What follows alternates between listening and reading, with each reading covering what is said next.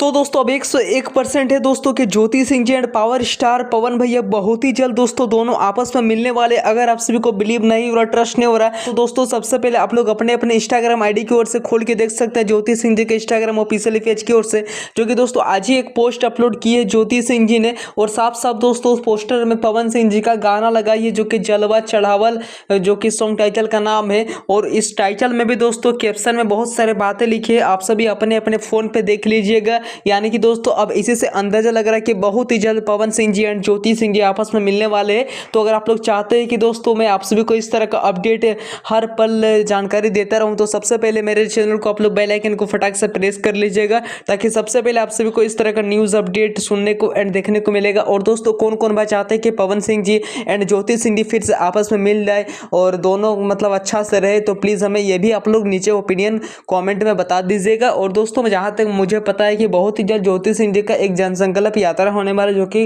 काराकाट में, और वो भी वीडियो फोटो में आप सभी को अपने चैनल के माध्यम से बैक टू बैक देता रहूंगा। तो फटाक से मेरे चैनल को आप लोग बेल आइकन को जल्दी से प्रेस कर लीजिएगा। Thank you.